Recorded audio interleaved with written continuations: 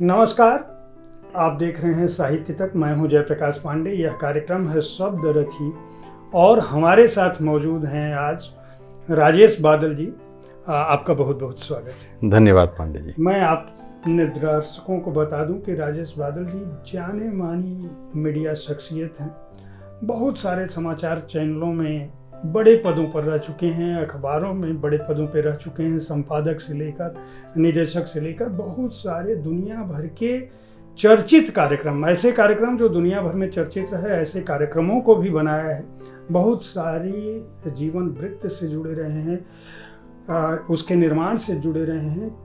कई हिंदी जगत और मीडिया जगत में कई ऐसे धारावाहिक या विचार या विचित्र, इन सभी के निर्माण में के पीछे या तो आपका दिमाग रहा होगा या आपकी सोच रही होगी। मैं लेकिन यहाँ पर आपके जीवन वृत्त से जुड़ी और मीडिया जगत से जुड़ी जानकारी देने की बजाय आपकी जो एक पुस्तक आई है, कहाँ तुम चले गए, दास्तान ए जगजीत, इसके बारे में बात करने के लिए हम लोग मौजूद हैं।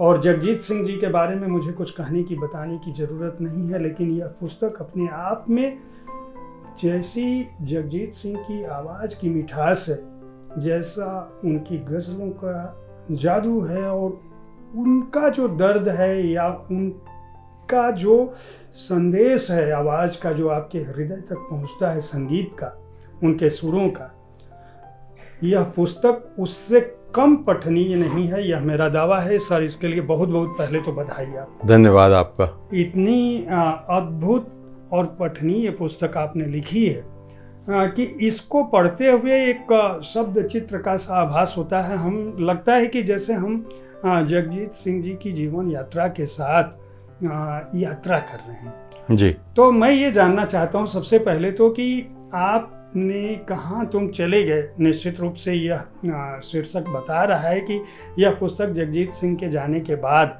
आपने उनके प्रति अपने लगाव के चलते लिखी जी।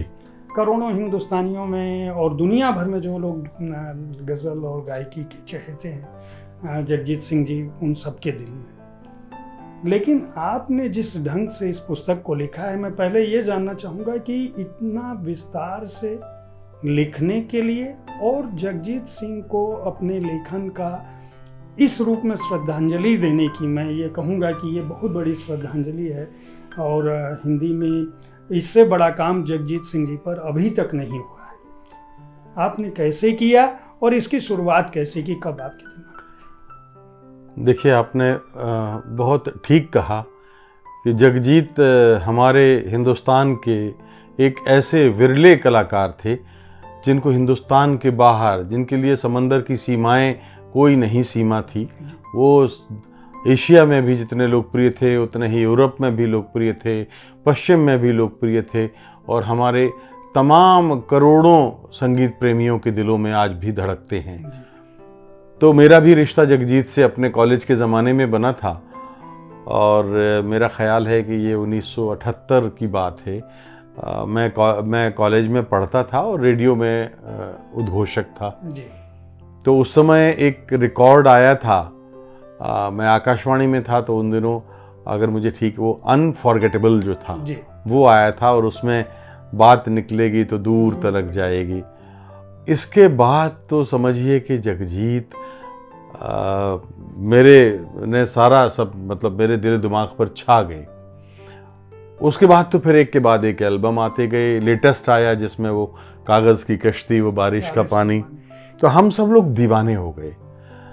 मैंने कभी नहीं सोचा था, पत्रकार था 80-81 में, बहुत बड़े एक अखबार में सह संपादक था इंदौर में, नई दुनिया जिसका नाम है, और वहाँ मैं काम करता था। तो संयोग से जगजीत सिंह साहब से एक बार 2 छोटी छोटी मुलाकातें हुई, छोटे छोटे साक्षात्कार किए।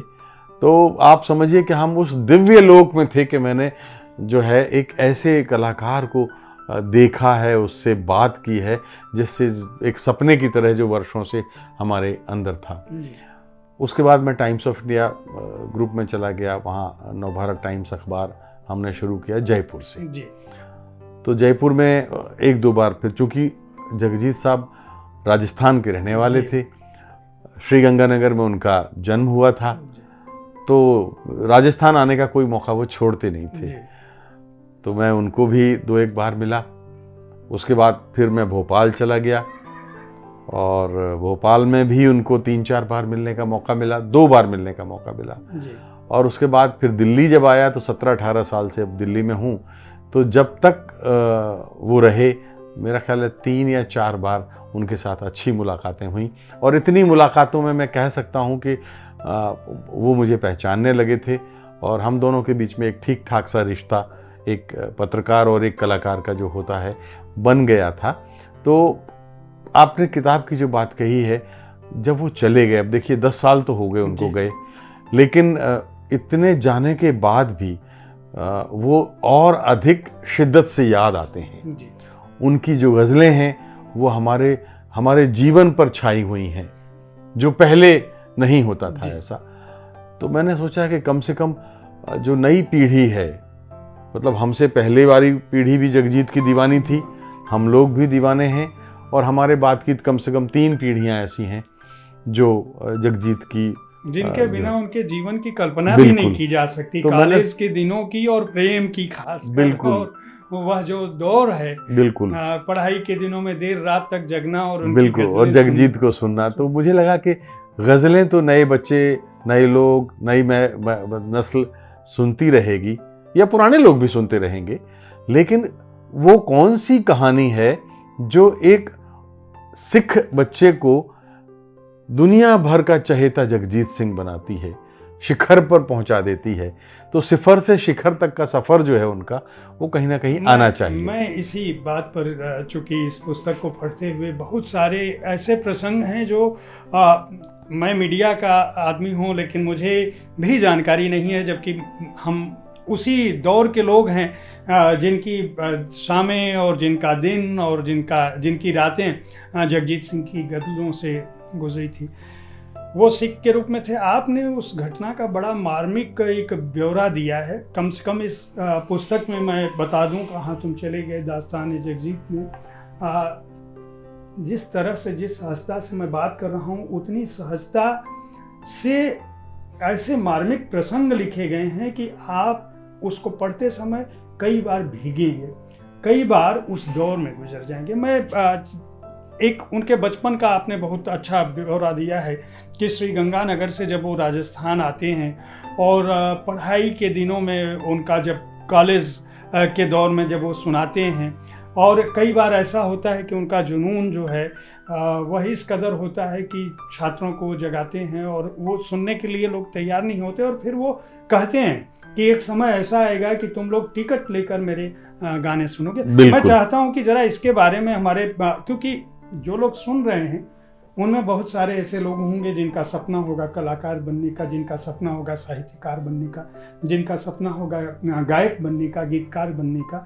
और राजेश बादल जी से बातचीत का हमारा उद्देश्य यही है कि आप हमारी बातचीत के बहाने न केवल जगजीत सिंह जी को जाने, बल्कि राजेश बादल साहब की भी जीवन यात्रा को समझने की कोशिश करें कि किसी भी जगह से निकलकर कुछ भी पाया जा सकता है, बशर्ते आपके अंदर वह जिज्ञासा हो। तो जी देखिए, श्रीगंगानगर में इनका जो परिवार था जी, बहुत ही साधारण परिवार था, और मैं कह सकता हूं कि आर्थिक स्थिति कोई बहुत अच्छी नहीं थी। जिस घर में चाय पर बंदिश हो कि इसमें खर्च ज़्यादा होता है, फिजूल खर्ची है, तो आप कल्पना कर सकते हैं कि किस तरह से किफ़ायत भरी जिंदगी उनकी रही होगी। इनके पिता सच्चे नामधारी सिख थे, सिख धर्म के उसूलों का पालन करते थे, और वो चाहते थे, चूंकि जगजीत की दिलचस्पी गायन में थी, तो उन्होंने बचपन में इनको हारमोनियम खरीद के दिया और 2 गुरुओं के पास ले गए, उन्होंने तालीम हासिल की। जगजीत के पिता ये चाहते थे कि ये गुरुद्वारे में गुरबानी का पाठ करें, ये कीर्तन करें, ये शब्द करें, यानी बने तो वो आईएएस बनाना चाहते थे। जी, आपने जिक्र किया है कि वो आईएएस बनाना चाहते थे, अधिकारी बनाना चाहते थे। और ये एक रूहानी लोक में ले जाने वाली इस संगीत को वो एक आध्यात्मिक जरिया बना ले। तो ये बात वो चाहते थे। कई बार डेस्टिनी हमारी, जो हमारी नियति है, वो अपने हिसाब से पटकथा लिखती है। जगजीत अधिकारी नहीं बनना चाहते थे और संगीत सीखते सीखते उनके मन में जो ललक पैदा हुई तो उन्होंने तय कर लिया कि वो संगीत को ही अपना करियर बनाएंगे, भविष्य संगीत में देखते हैं। तो जालंधर वो जाते हैं। आपको संदर्भ के तौर पे बताता हूँ कि जगजीत के पिता का नाम और जाने माने सुर सम्राट के.एल. सहगल के पिता का नाम एक ही था। दोनों का बैकग्राउंड करीब करीब एक जैसा था। ये था कि के.एल. सहगल के पिता जम्मू घरा के महाराजा के यहाँ नौकर थे। जालंधर में के.एल. सहगल का जन्म हुआ था।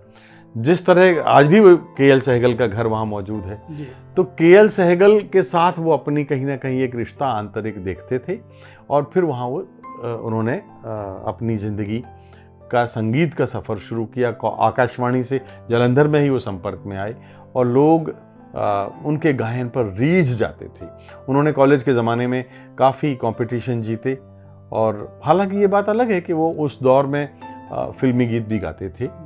और क्या ही ताज्जुब की बात है कि मैं आगे आप बताऊंगा कि मोहम्मद रफ़ी साहब का जो बैजू बावरा का गीत है, वो दुनिया के रखवाले, इस पर उनको लोगों ने सिक्के उछाल के और सिक्के दे करके दाद आपने बड़ा ही उस घटना का बड़ा ही मतलब एक तरह से जीवंत दृश्य प्रस्तुत किया है।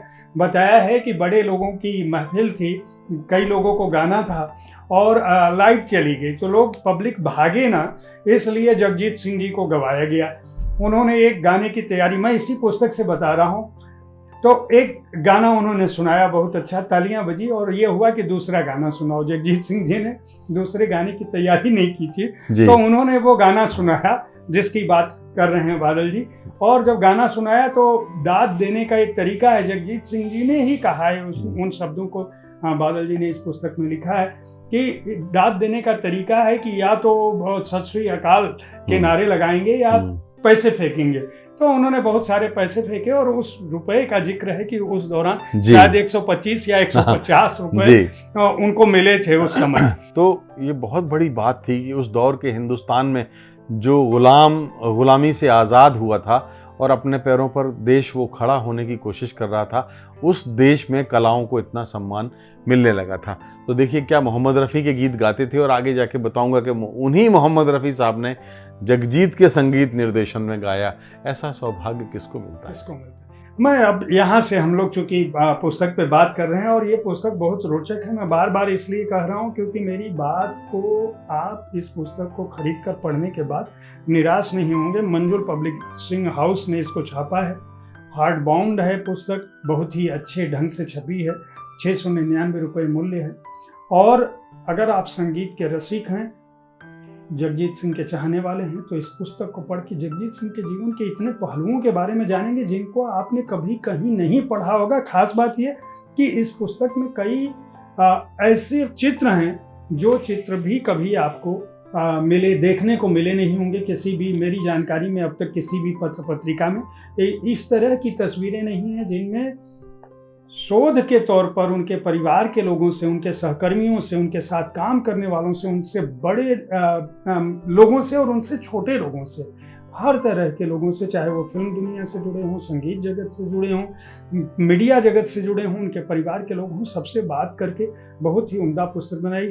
मैं उनकी बम्बई की यात्रा का भी आपने बड़ा ही ऐसा जिक्र किया है जिसको अभी पढ़ते समय हमें लगता है कि ये सपने की बात होगी। ऐसा हो सकता है क्या कि कोई एक व्यक्ति अपनी जीवन यात्रा के लिए इस तरह से संघर्ष कर रहा हो और फिर वह इस तरह का। मैं चाहूँगा कि दर्शकों को जरा उस बॉम्बे में जो उनका संघर्ष था और फिर जो उन्होंने चरम देखा जी, उन दोनों के बारे में देखिए।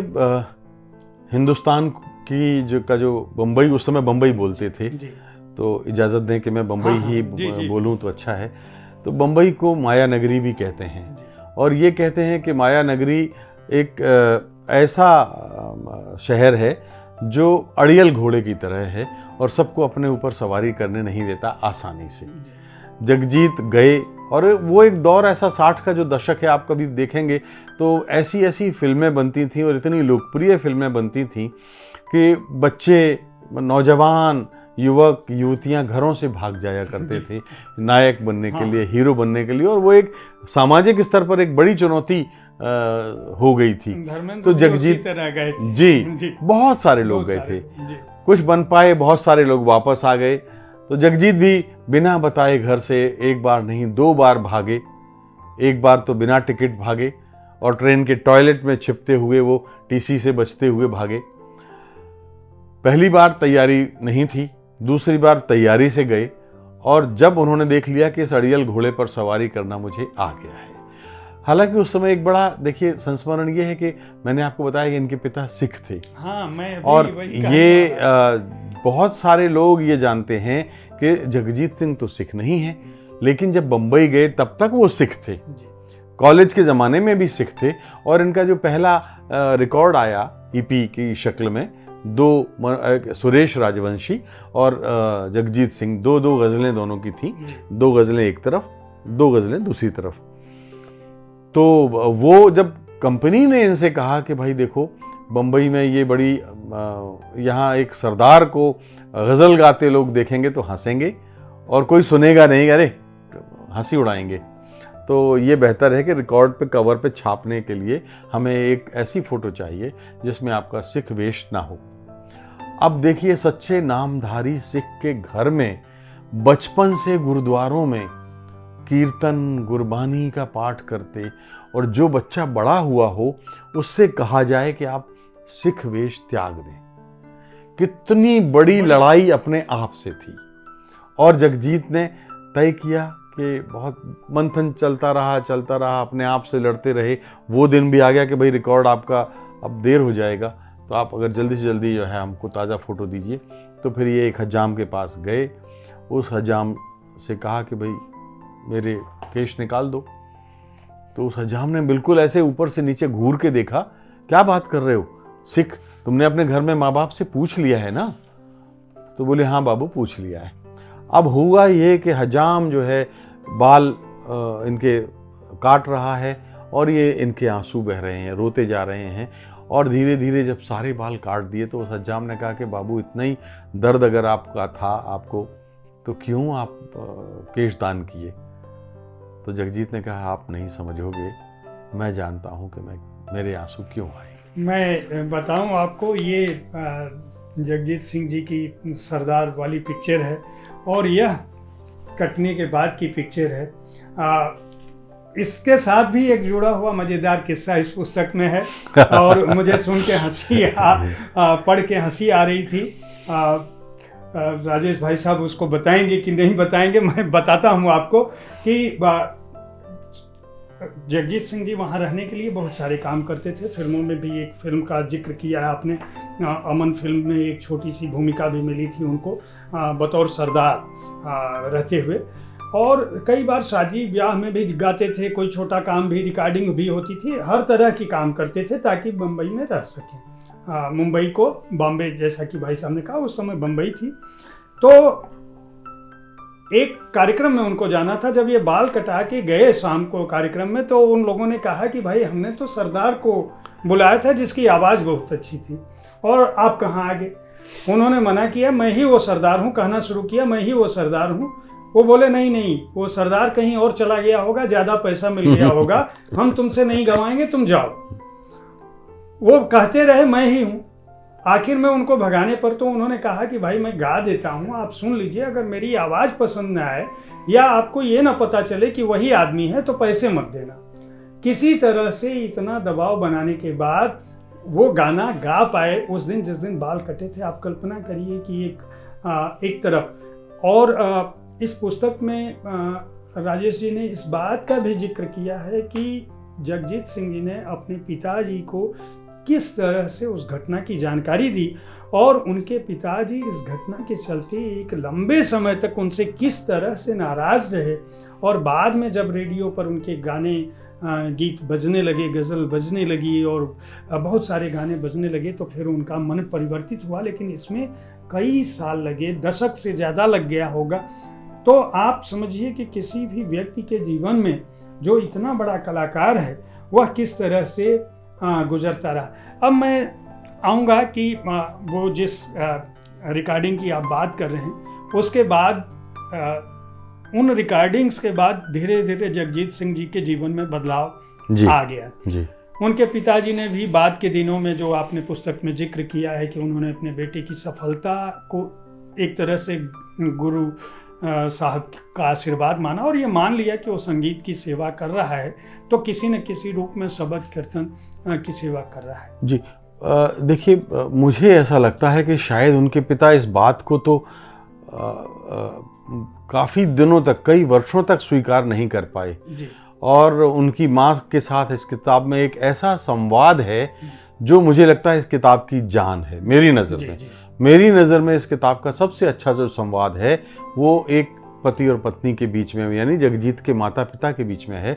जब जगजीत की तो हिम्मत नहीं पड़ रही थी कि जिस पिता ने उनको संगीत सिखाने के लिए हारमोनियम दिया, गुरुओं से तालीम दिलाई, और मैं ही उस संगीत की खातिर सिख वेश त्याग दिया हूँ मैंने, तो फिर उनकी हिम्मत नहीं पड़ रही थी। जयपुर में उनके बड़े भाई आज भी रहते हैं, जसवंत सिंह जी। फिर उन्होंने उनको चिट्ठी लिखी कि ऐसे ऐसे है और मैं यहाँ तो केश दान करने पड़ेंगे, कटाने पड़ेंगे, सिख वेश त्यागना पड़ेगा। तो जसवंत सिंह जी ने उनसे कहा कि काइंडली आप पिताजी से पूछ लो, बता दो। तो जसवंत सिंह ने तो कहा कि नहीं भाई, पिताजी तो बहुत नाराज़ हैं और आप ऐसा मत करो। लेकिन इस बीच में वो बाल कटा चुके थे जी। तो फिर वो दूसरी चिट्ठी लिखते हैं कि देखो भाई साहब, यहाँ जल्दी थी और मैं ऐसा कर चुका हूँ, अब आप ही मेरे सब कुछ हो और आपको ही संभालना है, मैं भी आपके बेटे जैसा हूँ।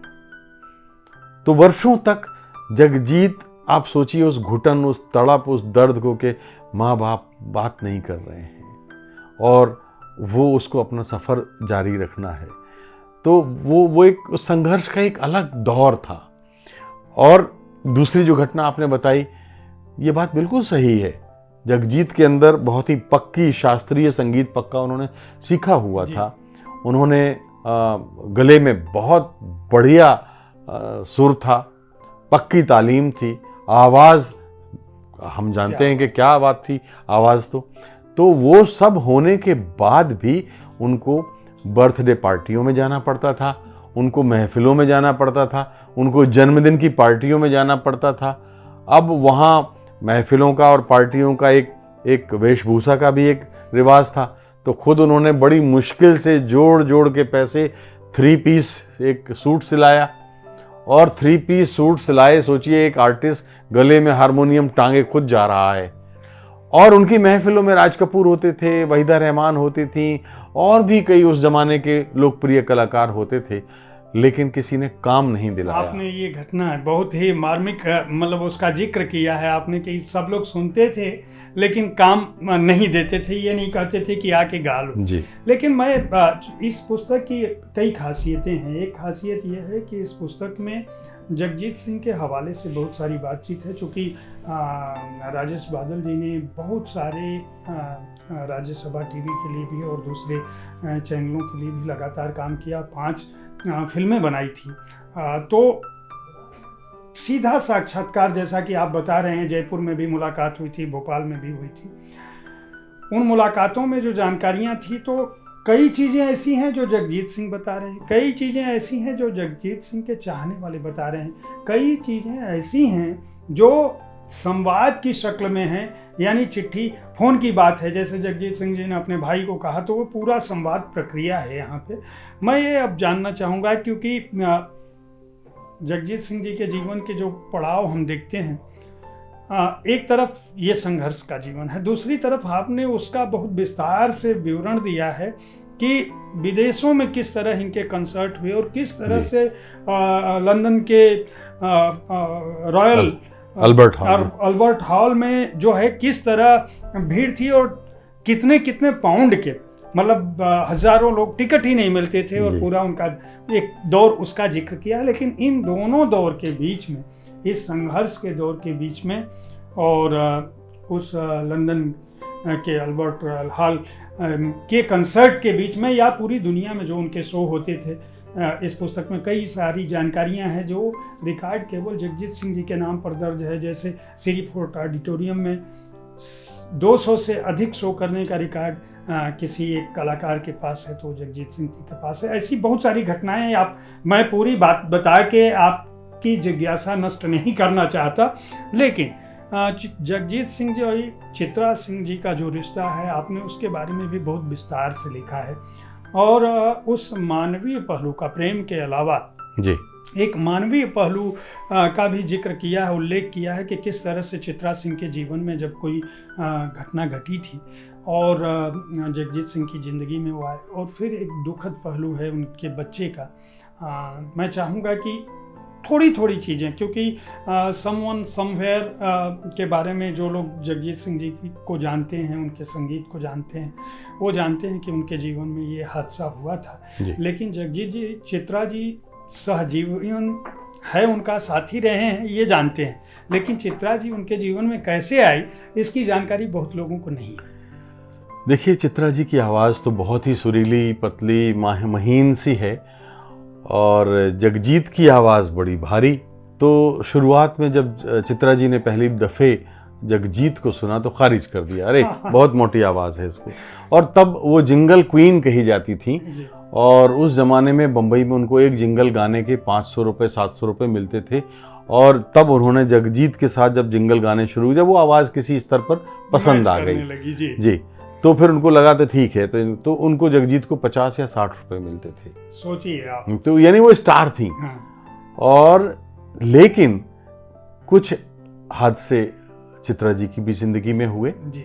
बहुत ही, कलकत्ता में पढ़ती थी, 15 साल की उम्र में शादी हो गई, 16 साल की उम्र में वो माँ बन गई और मेरा ख्याल है 23-24 साल की रही होंगी तब उनके पति ने कहा कि भाई अब आप अलग हो जाओ, मैं दूसरी शादी करना चाहता हूँ।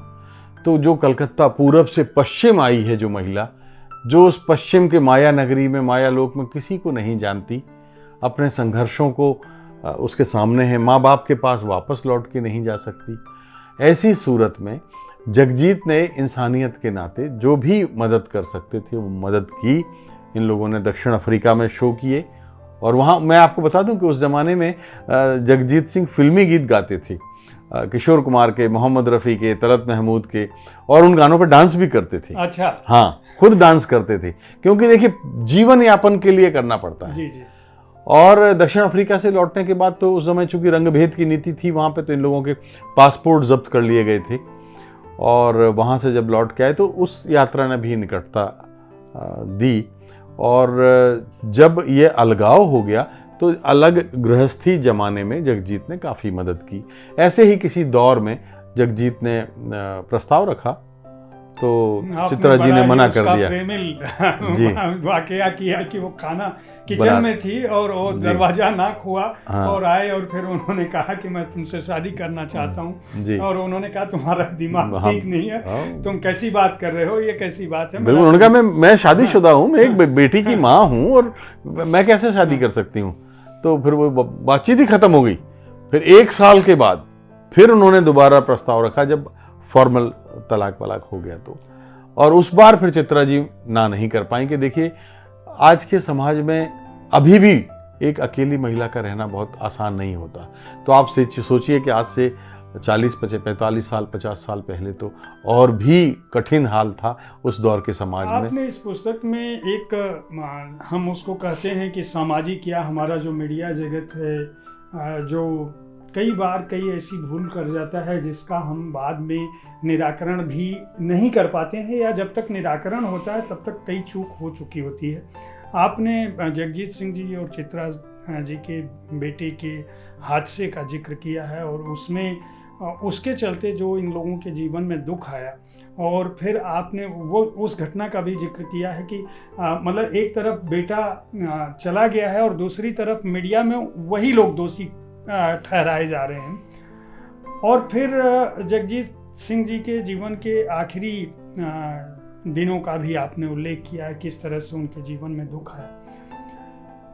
मैं चाहूँगा कि इसके बारे में कुछ हमारे दर्शकों को बताएं, और ये भी कि जो शोहरत की बुलंदियों को छू लिया था तो दोनों ने कितने सारे एल्बम लाए और उनकी एक से बढ़ के, खासकर आपने इस पुस्तक में ये भी जिक्र किया है कि साहित्य के लोगों को जगजीत सिंह जी ने अपनी गज़लों में वो जगह दी जो उनसे पहले उस रूप में नहीं मिली थी। देखिए, आपके इस एक प्रश्न में बहुत सारे प्रश्न हैं, मैं कोशिश करता हूं कि संक्षेप में थोड़ा थोड़ा उत्तर सबका दूं।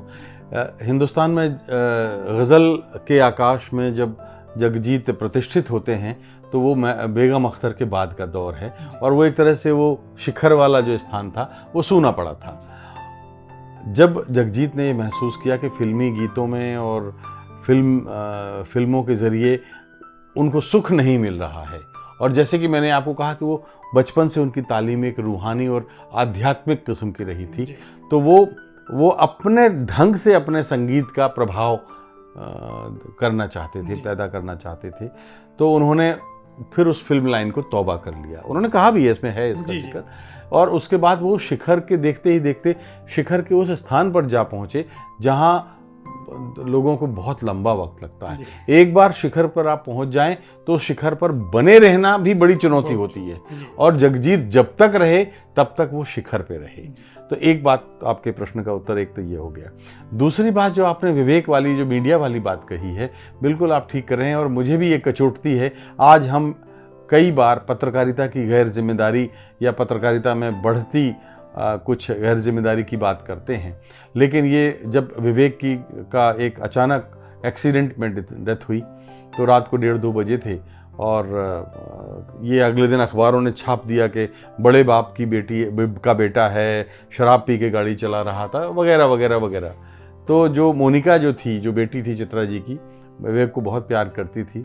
मोनिका ने फिर उसके बाद 7-8 महीने अपने, छोटा सा बेटा था उस समय उसको उसने झूला घर में डाला या कहीं अलग अलग डाला, लेकिन उसने विवेक की मौत के सारे कारणों की पड़ताल की, जांच की, और ये पाया कि वहाँ पर दरअसल बम्बई नगर पालिका जो है, सड़क के बीच में जो डिवाइडर होता है वहाँ पर लाइटें भी लगी होती थी, तो वो लाइटें अंधेरा था, और जो लाइट ठीक करने वाली पार्टी थी, वो जो क्रेन नुमा जो उनकी ऊपर मशीन होती है जो लाइटें ठीक करती है, वो अंधेरे में उस मशीन को छोड़ के भाग गई थी, चली गई थी।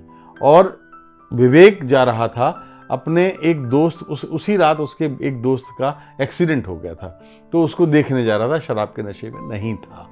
और बहुतुले नाम का एक उसका दोस्त था, वो क्रिकेट टीम में भी रहा है, अच्छा क्रिकेटर था, तो वो दोनों उसमें जा रहे थे, और उस हादसे में उनकी डेथ हुई।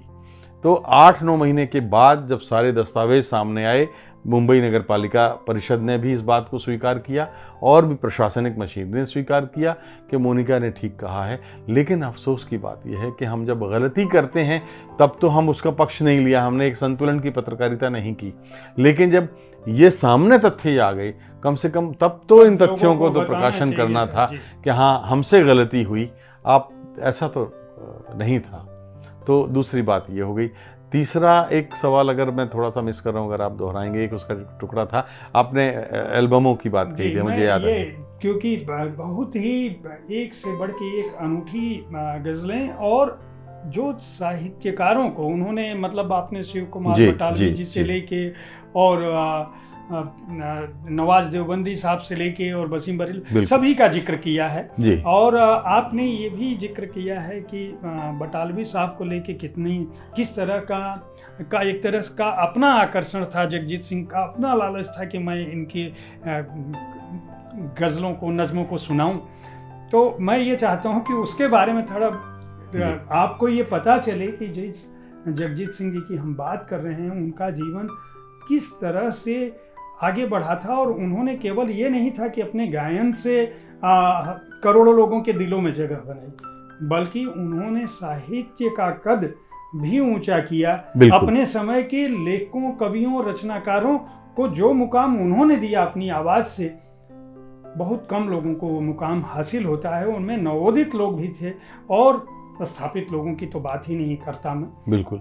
देखिए, आपने बहुत अच्छी बात कही है कि जगजीत जिस दौर में गज़ल की दुनिया में प्रतिष्ठित हुए, वो स्थान तो रिक्त था, लेकिन उस समय तक के जो गज़ल गायक थे, मैं सबके प्रति सम्मान रखते हुए, जैसे बेगम अख्तर के बाद, तो कोई भी गज़ल गायक अपनी गज़लों के चुनाव में या उनको लेकर इतना संवेदनशील नहीं था कि वो रचनाओं के स्तर पर ध्यान देता। जगजीत ने ये किया कि उन्होंने गज़ल को खुद सिलेक्ट करते थे, पसंद करते थे।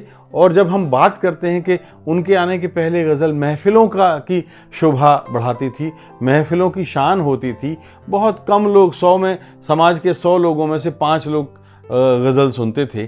तो इन्होंने लोगों की आम रोज़मर्रा की ज़िंदगी के सरोकार, उनकी समस्याएं, उनके सोच, उनके तात्कालिक दौर का जो आईना है समाज का, वो उन्होंने उसका प्रतिबिंब दिखाने वाली रचनाओं का चुनाव किया और उनको अपनी गज़लों में, अपने गायन में स्थान दिया। और इसलिए जब हम बात करते हैं कि महफ़िलों से निकालकर जगजीत ने इस गज़ल को घर घर में पहुंचा दिया, मैं तो उसको हरदम हर जगह कहता हूं कि उन्होंने कुल्हड़ में गज़ल परोस दी।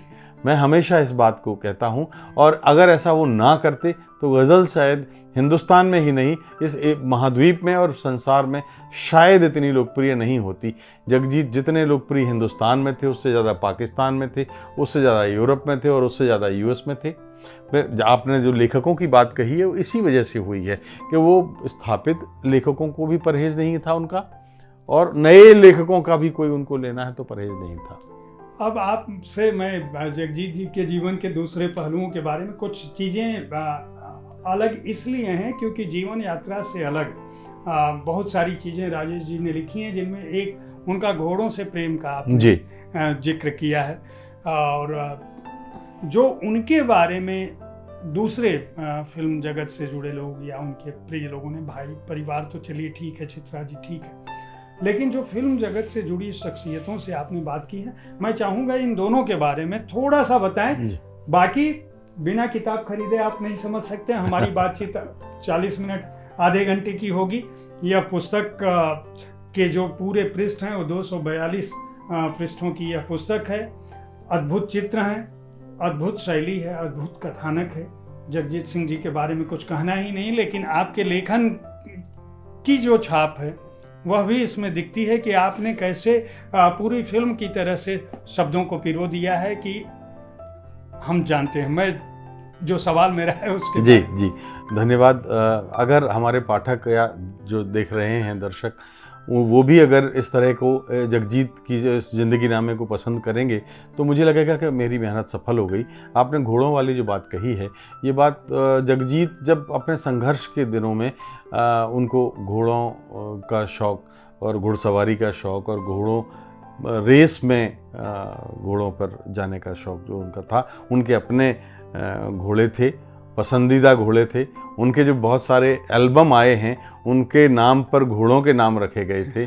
और एक बार तो देखिए बड़ा क्या हुआ कि जब उनका कहना ये था कि एक इंटरव्यू में उन्होंने कहा था, मेरे साथ नहीं किसी दूसरे इंटरव्यू में, कि देखो ये धोखा नहीं देते इंसानों की तरह। तो ये एक कितनी बड़ी बात थी। उनकी ज़िंदगी में बहुत सारे लोगों ने धोखा दिया होगा, दगा किया होगा, हम लोग भी अपनी ज़िंदगी में ये चीज़ें पाते हैं, लेकिन उन्होंने ये बात कही। दूसरी चीज़ कि एक बार जब वो उनका घोड़ा रेस में जीत रहा था तो वो इतने जोश में आ गए कि वो चिल्लाने लगे और उनकी आवाज़ चली गई। जब वो आवाज़ चली गई तो बाद में लता मंगेशकर ने वो आवाज़ उनकी वापस लाई, और ये बहुत बड़ी बात है दो कलाकारों के प्रति।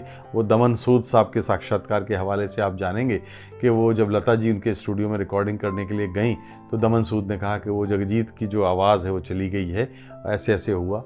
तो लता जी ने कहा कि उसको मेरे पास भेजो, मैं बताऊंगी मेरे साथ भी ऐसे हुआ था और फिर मेरी आवाज़ कैसे आई थी वापस।